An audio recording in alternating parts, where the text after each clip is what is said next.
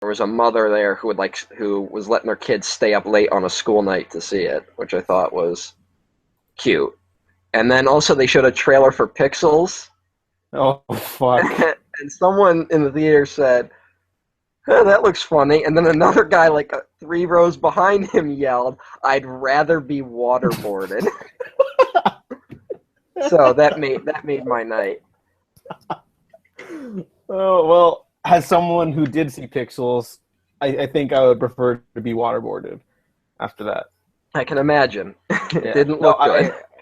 I got my money back for that one now. Well, So I got my I money back for Transformers 2, even though I snuck in to see it.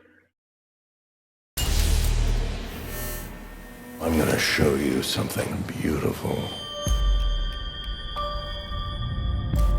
Everyone screaming for mercy. You want to protect the world, but you don't want it to change. You're all puppets, tangled in strings.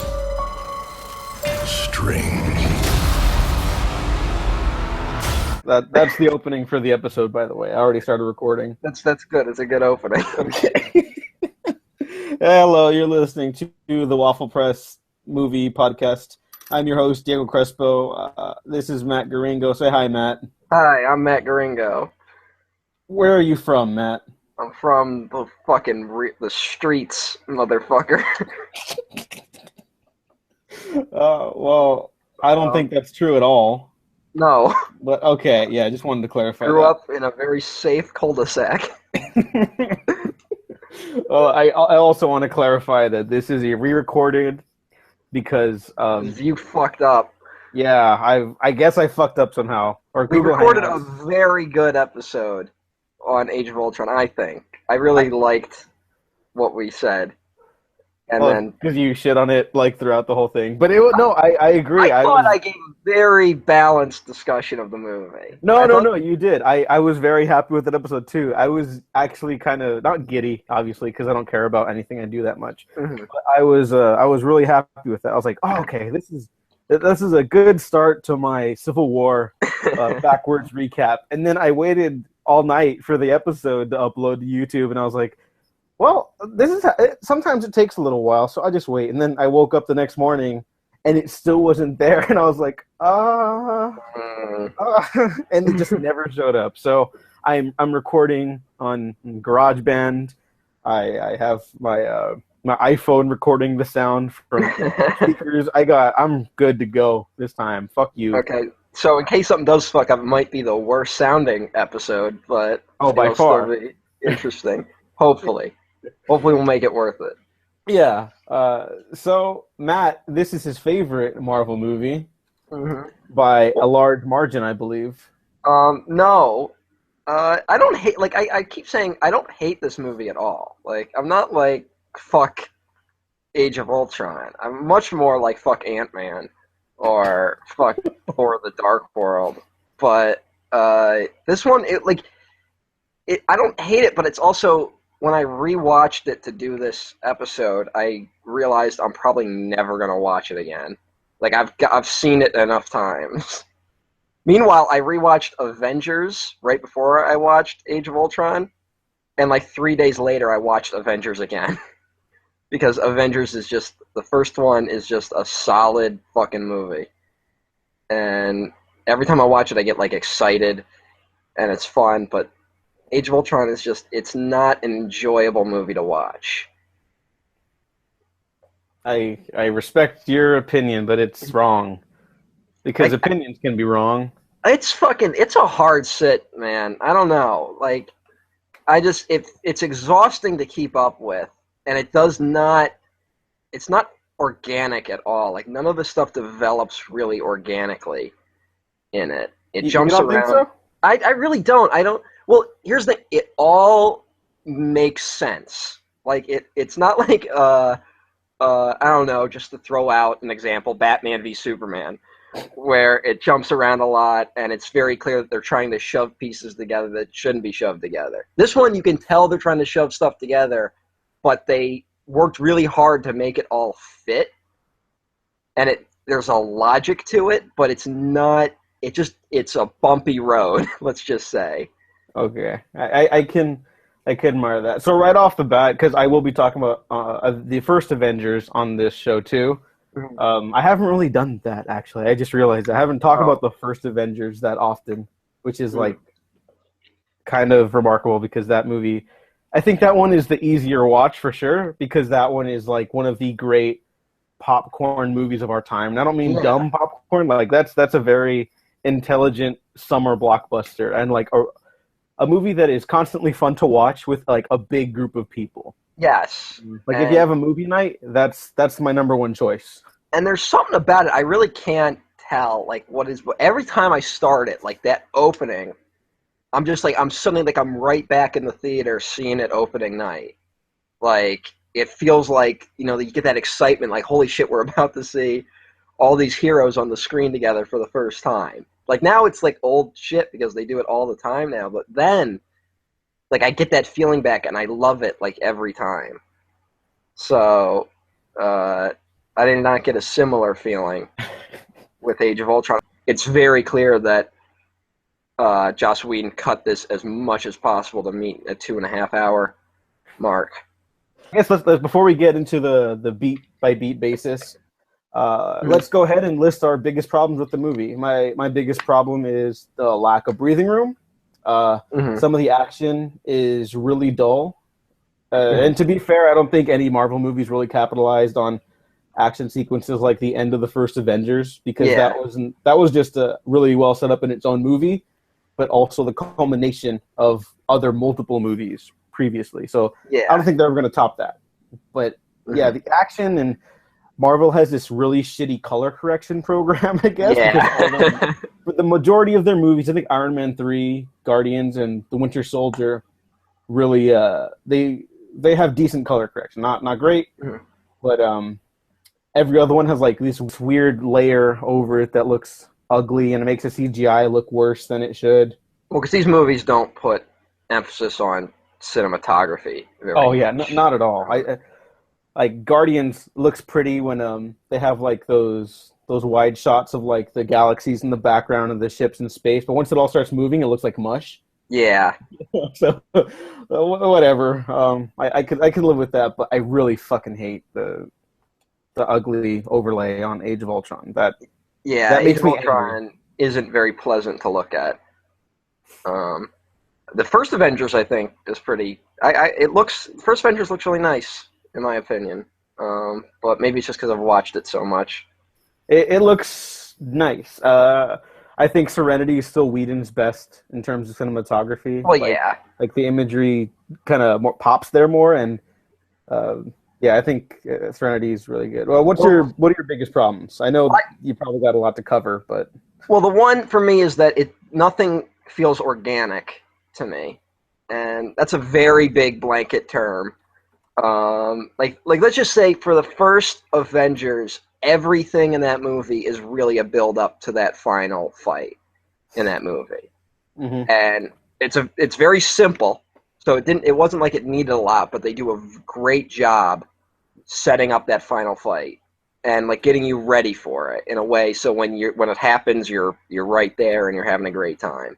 And the road there is enjoyable. It feels like they had a checklist of things they needed to do, and they just found like the most arbitrary way to connect all of them. And so you get some kind of whiplash watching it. That's my biggest problem. The other one is that Joss Whedon isn't the greatest action director. He's all right. I think people give him too much shit. But and also it would take like an expert to really do a good action movie with all these characters. Like, because you're dealing with people that are so diverse in what they can do. You have to write an action scene that can use all their powers, and more so in this one than the first Avengers, where they're divided up for most of the movie. Yeah, that's why the first one ends in that big climactic fight, because then it's just they can just all punch shit for like 40 minutes.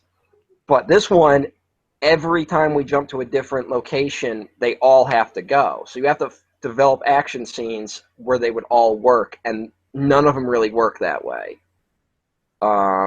Other than like the first action scene a little bit, and then the last one a little bit, but the last one is a repeat of the climax of the first Avengers, which I have a big problem with. So there's that, and also that it's fucking way too. There's no, and like you said, that there's no breathing room, which really becomes a problem with. You don't get enough you don't get enough moments for the new characters in this movie, except for Quicksilver, which is odd, who gets, I think, the most effective use of his screen time. Which is weird because he dies at the end, and I guess it was really just to make sure that that scene was worth it. But I don't think Scarlet Witch gets enough screen time to really define who she is, making her like a boring, uninteresting character in this movie. Oh, see, I really like her character, but we'll get to that. But I like her in the comics. Don't get me wrong. I never get a great moment, like a small, quiet moment to set up what she does. Like Quicksilver gets all these great scenes where like he takes the bullets out of a gun really quick, or he tries to catch Thor's hammer, but then it yanks him away. Like those are fun little moments that can help like set up who he is. And I don't think they give enough to Scarlet Witch, and also Vision, who I love. Vision's one of my favorite characters. And when he shows up, he's kind of just thrown in the battle without us really knowing what he does. Like, if you don't know comics, you don't know anything about what the fuck is Vision going to do. They just say he's powerful. And so his powers are just thrown out there, and it can become a little confusing. See, I see the point about Scarlet Witch not having any scenes by herself, really, but I think instead of like the fun little tidbits like Quicksilver gets, like with the bullet thing and just the little cutesy moments, she gets to fuck up the Avengers' minds. But I remember you have a problem with that little piece, so why don't we just get right into it? Let's go over the first, I guess, little act of the movie, or at least the battle. Yeah, let's just jump right in the opening battle of the movie.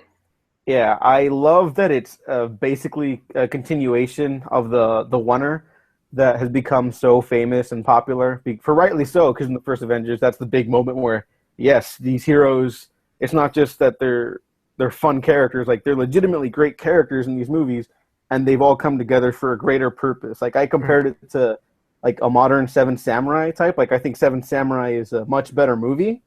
Oh, fuck yeah. but the same ideas still hold. Like, well, anyway, so I totally forgot that there was a Oneer shot in this opening, but this is where the CGI is the wonkiest for me. So like right off the bat, I was a little uneasy, and then it kind of eased me into it because I thought it was a good way of establishing that they were all still working like as a unit. Like this is the peak of their camaraderie. I don't think Hulk ever looks good in this movie. No, he doesn't. For some reason, he looked a lot better in the Avengers. I don't know what happened, but I don't think he ever looks. The color correction makes him look worse because this one, it wasn't as present in the first Avengers. Like the first Avengers, cinematography, like imagery wise, I think this movie captures some more interesting visuals, but it's ruined by the weird overlay. I guess I'm hard pressed to remember too many visuals in this movie. Other than like the floating city, Vision looking at his reflection, and some more like epic comic book shots. But I'm never really impressed by like big visuals like that, like these big Oneer shots. Like they're enjoyable, they're usually exciting. But I'm also like, well, you can do all that in a computer. Mm-hmm. I'm more impressed when you can take like a really quiet moment and make that visually interesting. And this movie lacks a lot of quiet moments, but I have a lot of problems with this opening. God damn it. Well, I brought it up on our last recording, so you shouldn't be fucking surprised. No, I'm just disappointed. But it starts off really fast. Like, you're thrown right into this movie. and you're immediately shown like it's an attack on a Hydra base, so they have to establish that it's Hydra. We have to establish that the Avengers are still after him since Shield has fallen, which is a throwaway line. We're shown Loki's staff, which will come into play. We're given a close up of the twins, when we meet Baron von Strucker, who is a completely superfluous character who didn't need to be in this movie, but whatever. We're shown that we're given throwaway dialogue, which I didn't even pick up on until I was really paying attention, about Hydra being very close to finishing this project they were working on. They were making their own version of Ultron, is what they're kind of implying. Because then later, when Ultron shows up here, he starts building all his robots because all the machinery was there. Mm-hmm. We have to establish that we have to remind the audience who everyone is, which is something that just movies has to do, and that's thrown in really quickly. We're established that this country doesn't like the Avengers, which is like a 30-second shot, I'm guessing. No, not even. 30 seconds is too long. And also at the same time we set up the Iron Legion, which is which later become the Ultron prototypes. So we're shown that this stuff exists. Like we're kind of given this information, but it's shown at the same time that this country is like, boo, Avengers, and they throw shit at the robots, and then we see some artwork about Tony. Like, see how I'm like jumping all over the place trying to, because it's a lot. It's a lot thrown in, and there's never we're not eased into it. Like the first Avengers there's an action scene in the opening, but it's not the thrust of the opening of the first Avengers. You know what I'm saying? Yeah.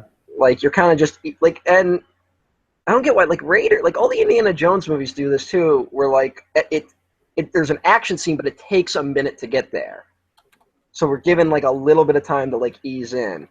And it also really would have helped here, because we don't know it yet, but this country will be the climax of the movie, this city. And so you could have done something to familiarize us with this location if it's going to be used later. I mean, even the first Avengers takes a moment to kind of give us to set up the geography of New York City, a city that half the world is completely familiar with and doesn't really need to be set up in any way. So I just feel like it's a problem that we just dive right in so quickly. And it really it's kind of oh, well, there's some fun action in it, but it's just, I'm trying to pick up all this information at the same time, and I can't really enjoy what I'm watching because I'm trying to keep up with the fucking movie. Yeah, ever since you brought that stuff up on the discussion that should have been this discussion, I can see why. I can see more of the issues people have now. I've never been blind to them or anything. There are clearly major issues with this movie, but more so that the movie doesn't. I'm going to make a weird comparison for a second. Yeah, go ahead. Did you see Zootopia? I did. Well, all right, so Zootopia, I went to see in theaters, and I was very, no one told me that it was going to be this deep race and gender parable. It's going so far as to have some commentary on a crack epidemic. Oh yeah, really quick to note, Zootopia is really fucking weird. Yeah. Go ahead. It totally caught me off guard how and it's right off the bat, it just dives right in with all that stuff. And I spent the whole movie thinking about it, that I couldn't really enjoy the movie while I was watching it. I think Zootopia is a good movie. I want to rewatch it. You should, because it's great. But I didn't walk out of Zootopia angry, because I walked out of it going, I think they did a good job with the story. But the whole time I was so focused on the subtext, on the commentary, that I couldn't really enjoy the actual story in the movie. And I think I have that same problem with Age of Ultron, where I'm spending so much time trying to get the information that's just being thrown at me that I can't enjoy the movie. And this isn't a movie where I should be doing this. It's not like The Usual Suspects, where you're like getting told like all this information and you don't know what to keep up with all the time, and then you realize you're being fucked with a lot of it. But like it's difficult to just, enjoy the movie, which it seems like should be the first thing this movie should do, is make it enjoyable. It shouldn't be a hard work to enjoy this. It shouldn't be Primer. It shouldn't be like, Upstream Color, where your brain has to be working in order for the movie to work. Mm-hmm. So that's my biggest that's one of my biggest problems with this movie. Is it weird that I actually like how I like that feeling while I watch the movie? Now I see why that would turn people off, because the first Avengers, we're going to keep going back to that because these are incredibly similar movies. Not just because it's a sequel, but that one works a twofold. Here's information, but here's also fun visual stuff. But they inform one another. It's not one plus the other on the side. Age of Ultron, as much as I love it, is clearly the latter.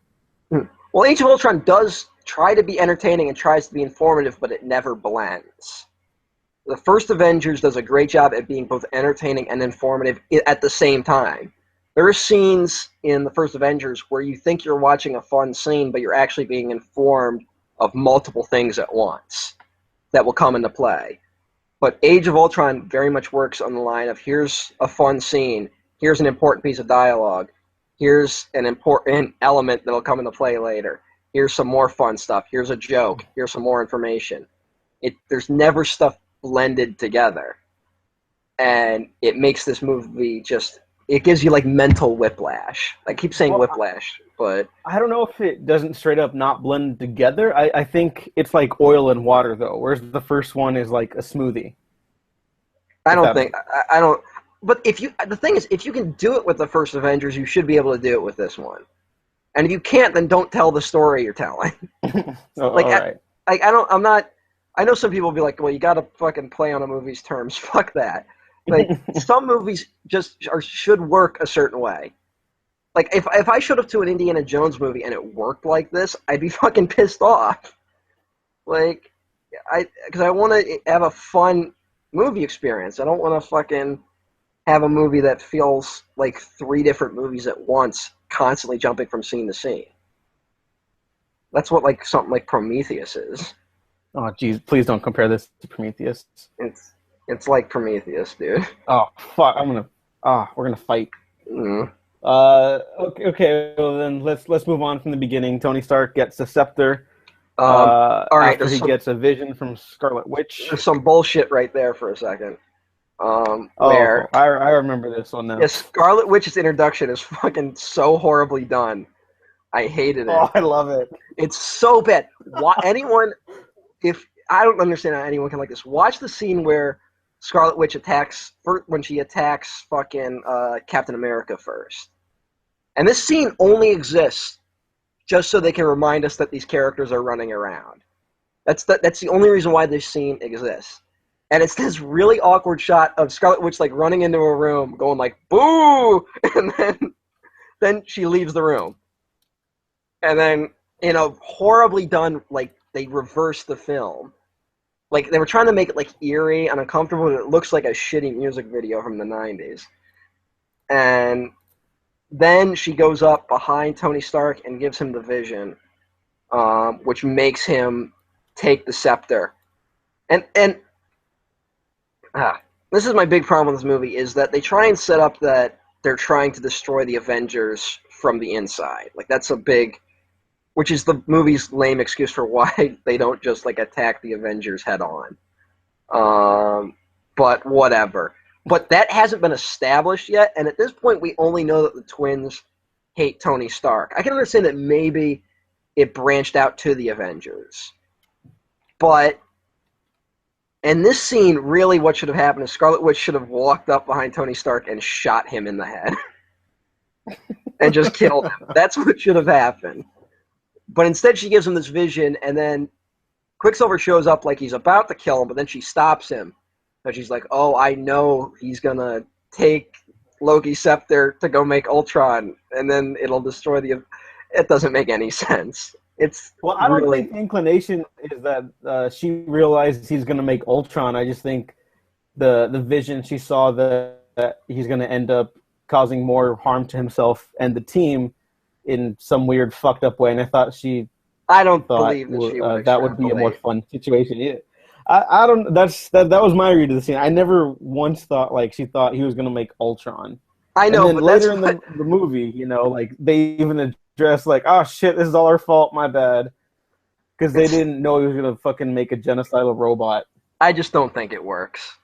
I just think it's and I just Okay. don't. I don't like when movies come up with excuses from stuff like that, where like it doesn't feel like the first Avengers could have easily had this problem where like why are they attacking New York City? Like there's no strategic value to attacking New York City if you're an invading alien force. Yeah. But If like anything, you fuck, want to go for DC. take that Earth tourism. Like but they do a good job setting up that Loki is like a diva that wants to like, announce his presence to the world.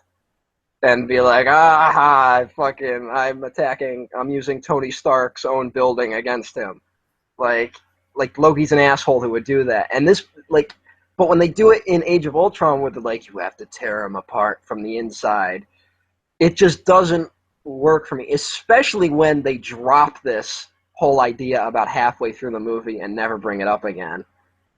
But whatever. We'll get to the finale because We'll I get have to. positive and negative on the big climax that's a repeat of the first movie. Mhm.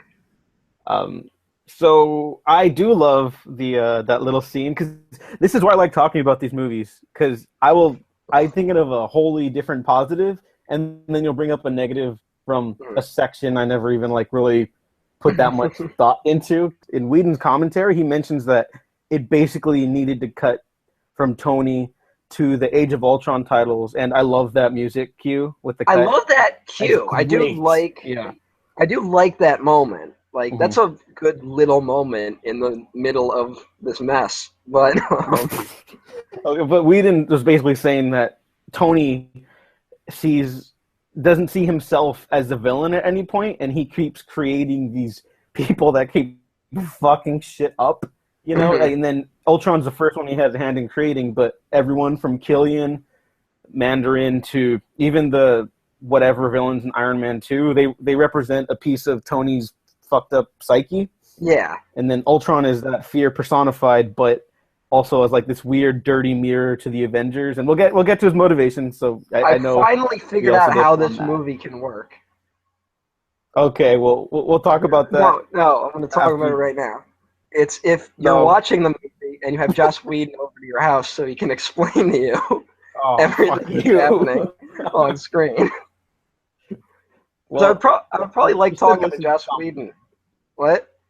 well, you should listen to the commentary because I it's great. probably should, but I was not in the mood to revisit this after watching it. Okay. So, um, but whatever. So, all right. So then, Age of Ultron title, dun dun, like Yeah. all that shit. Also, kind of the soundtrack's 50-50 for me because they get the guy who's done the Fast and Furious movies, and those movies don't have great soundtracks. And then the other half is Danny Elfman, and Elfman's half is like great, Yeah, why just fucking get Danny Elfman for all this shit? right? Like he's clearly got the credentials. Hmm. I don't know. I think his half's great, and the other half is At least it's whatever. not Hans Zimmer. I mean, Hey, when Hans Zimmer works, he works. yeah, but no one knows how to use it. No, not anymore. Well, just Like Nolan. I like how Nolan used him in Interstellar. Nolan does an all right job, but like every other director that's tried to be like Hans Zimmer, come do my score, like they clearly don't tell him what to do. They just go like, just do that Hans Zimmer stuff we all like, and Hans Zimmer must be like, well, fuck it, I'm getting paid. So And then he makes a dubstep for Man of Steel and The Amazing Spider-Man 2 back to back. yeah, he did Amazing Spider-Man too. Yeah. You should notice that didn't Junkie XL do Batman v Superman too?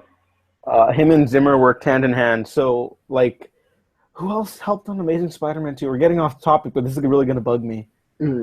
Fuck. It was like, who's the guy who sang "Cause I'm Happy"? For like Despicable Me or something. Oh, fucking Pharrell Williams? Yeah, Pharrell and Hans Zimmer worked on Amazing Spider-Man 2 soundtrack. That score should have been a lot better than it was then. Yeah. But wow, I did not know that. Some fun facts for today. That's slightly inspired, unlike getting Junkie XL to do Batman v Superman because the Mad Max score was really good.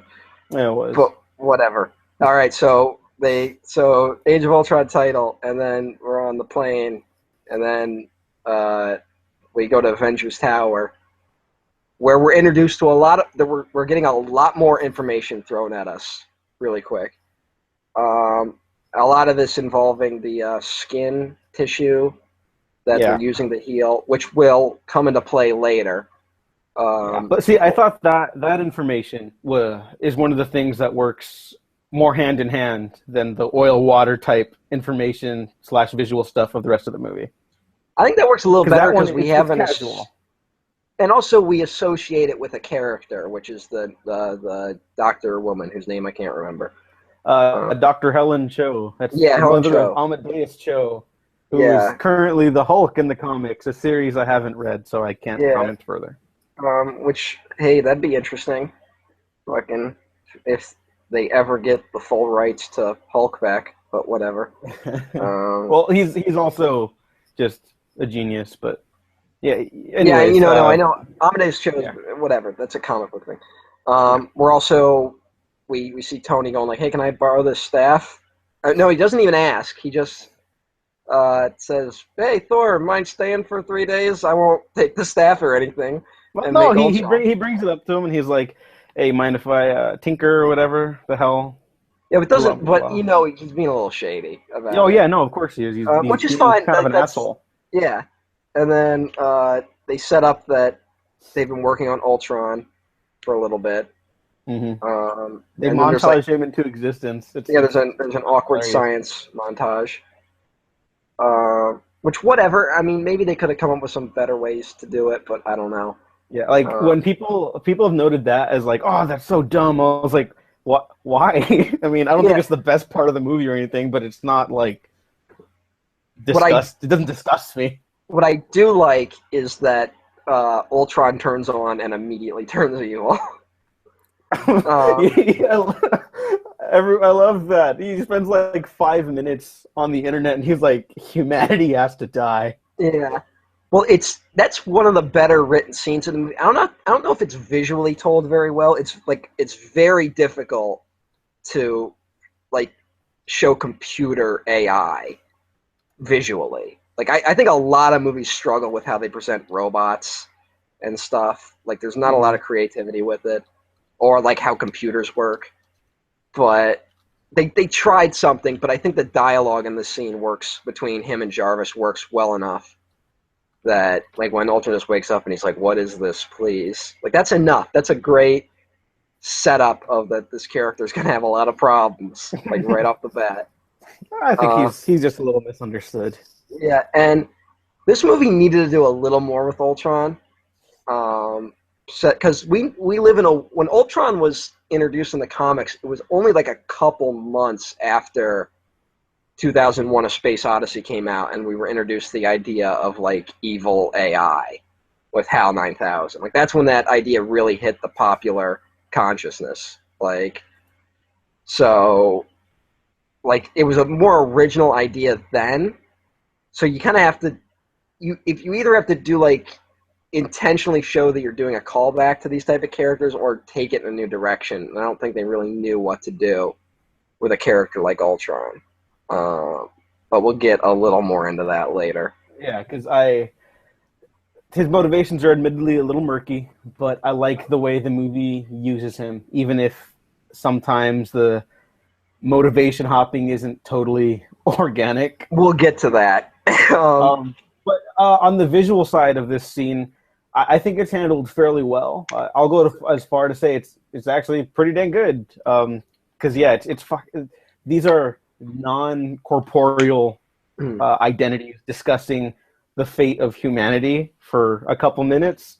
And so I actually am very happy that someone, if not Joss Whedon, someone thought of these two giant orbs of different color to talk about things, you know. At least And it when you're mixes up. inside, yeah. And then when you're inside the artificial intelligence computer, what have yous, you see the yellow stuff is Ultron, and then he's kind of overtaking all these different things, and it's a really simple editing thing when he's talking about the people, and then it's like, oh, Tony, and then it flashes Yeah. to obviously Tony Stark. Like that stuff's handled well enough because that's fucking easy. You're just talking about people.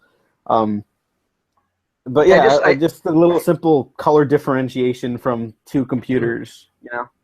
yeah, at least it mixes up the visuals a lot. I just think I'm being the dick here because I like robots in fiction, and I just think it's like I'm thinking of a really like hard science way of doing this, but I really shouldn't be because it's like a fucking popcorn movie. So, but But no, I think that's a valid point because you know it is a popcorn movie, but there's no reason why it can't be fucking intelligent. And I do think this movie's actually quite intelligent. I don't think you do at all. But it, no, I think they were. I think there's ideas going on in it. I just don't think it comes together very well. That's okay. my biggest problem with this movie is that I don't think a lot of this fits. Like, there's a lot of good things in it, but none of it fits together well, and it makes it a hard watch. So, but then we go to the party. Yes. Um, Do you like the party scene? I don't remember if you like the party I scene. do. One problem I do have is that it seems a little weird to me that no one noticed that robots were being built the whole time they were having the party. But whatever. I don't I think they. have one minor nitpick with the party scene, and it's just that. Well, one, I like the little image of Bruce Banner like awkwardly walking around the party for a second because that's just Mark Ruffalo, and Mark Ruffalo is just this Yeah, weird, Mark awkward. Ruffalo is great. Yeah.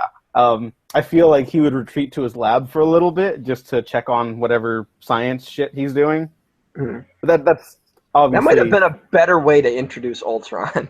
Oh, and then have him show up like that. He's like, oh fuck. Like have him walk in the room and be like Jarvis, like, and like the lights won't turn on or something. Like make it like a scary scene, hmm and then fucking creepy Ultron comes out and like fucking does something. No, that wouldn't have been too bad. Ah, whatever. No, you know what? I think I'll roll with that too. Okay, but I think there was a. It wasn't a real draft. It was like some fanfic thing that they were promoting as real, where Ultron takes away the Hulk's ability to Hulk, Banner's ability to go Hulk mode, right? And so, but to defeat Ultron, he would have had to have redone the experiment that made him into the Hulk to save his friends at one point. I think that'd be kind of interesting. Like That's he's not a finally. bad idea because this movie does struggle with how it uses the Hulk. Like not Mark Ruffalo, who's a gem, but just as the Hulk you can't do a ton with. Yeah, I Like mean, he has, it's no secret why there's not a great Hulk movie yet. yeah. I think Planet Hulk could work, but all right, that's a whole other fucking conversation. Okay, so yeah, the party scene that everyone loves, rightfully so. Except, all right, we're introduced to a very controversial element Yes. of this movie, which is the Hulk Black Widow relationship. Biggest problem with it is that I don't believe it at all. Okay. I don't believe that they would be in love. There's never a moment. It's not like the worst written relationship ever, but I wouldn't believe that these two characters would be attracted to each other. Like, I'm never given a moment where I'm like, oh yeah, these two would be interested. I could understand Ruffalo being interested, because who the fuck wouldn't be interested in Scarlett Johansson? But Scarlett Johansson should also be like, I could fucking get any guy I want. I don't fucking need to be dealing with the guy who turns into a green rage monster. I don't know. It doesn't fit for me. I think it's one thing where, because we were set up during the first action scene, one of the many plot points we're introduced to is that she's the one who can calm down the Hulk. And they're trying to do like a Beauty and the Beast thing there, which I think is a mistake. I don't mind that she's the one who can like tame the Hulk, because I think it's just like an extension of her like good interrogation skills. Like she's good at reading people. Like I think it's a more organic thing for Black Widow to do in this movie since she doesn't really have a chance to interrogate anyone in this movie. But the fact that they bring it into this realm of, relationship dynamics, I think makes it really awkward. So I'm just not a fan, just because it just feels like busy work for these characters at the end of the day.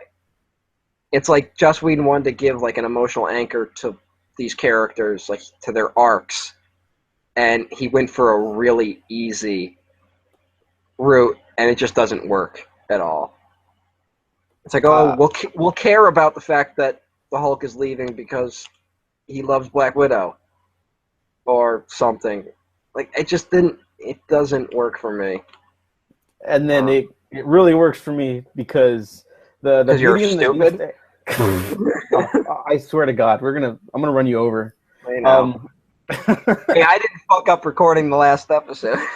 Well, to be fair, it was Google. Ever since Google Plus happened, these fucking things. Okay, anyways, the Beauty and the Beast angle, that's like Joss Whedon's secret fetish, I guess, because it's in all of his everything. It's in everything he's ever done. It didn't need to be here.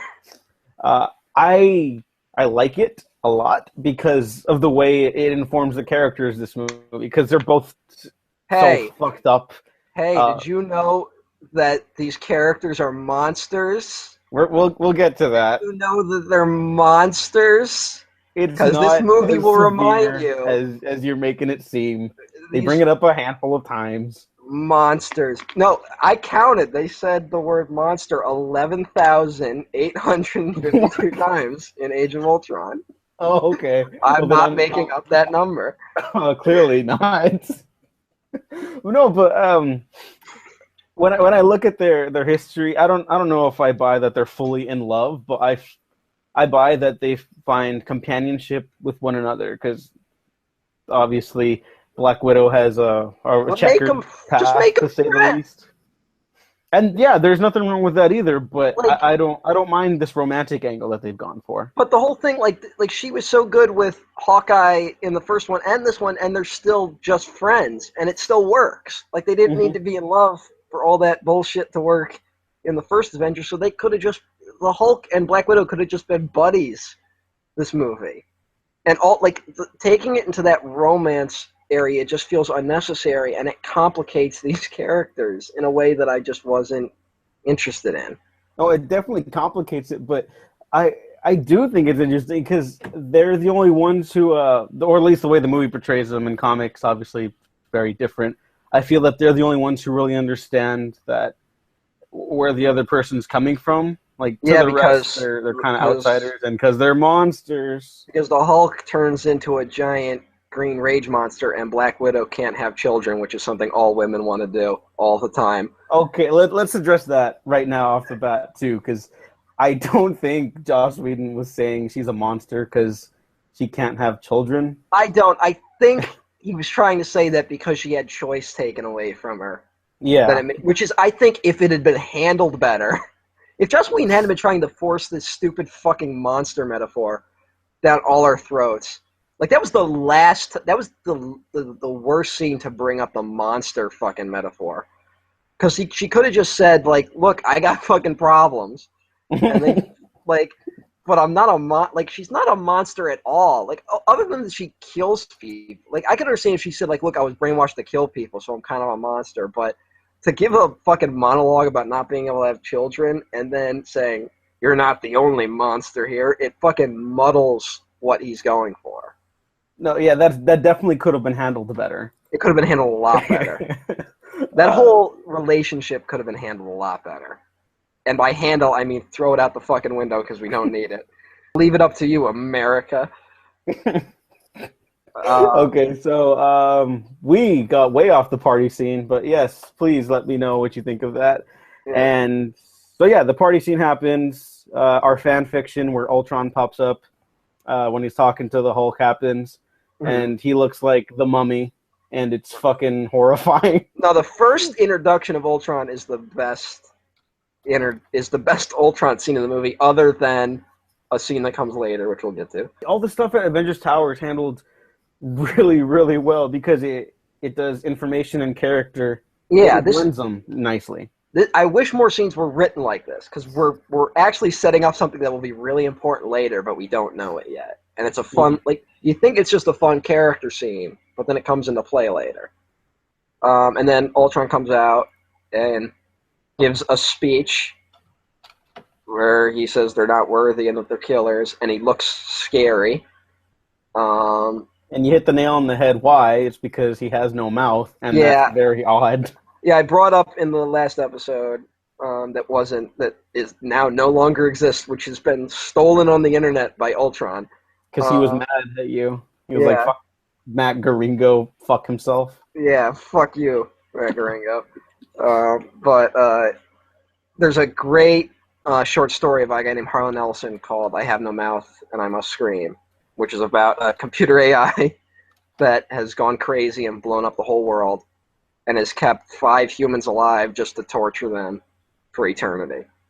Really good, scary short story. And the whole point of that is that the computer AI in that is like angry at its own existence. Like it's in pain because it has consciousness and it feels trapped in its own artificial body. It has no mouth and must scream.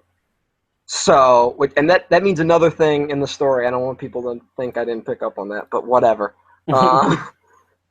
And so they kind of try to do something with Ultron in this movie where because he's crazy, basically. And he is kind of raging against his own existence. And he's having a difficult time handling it.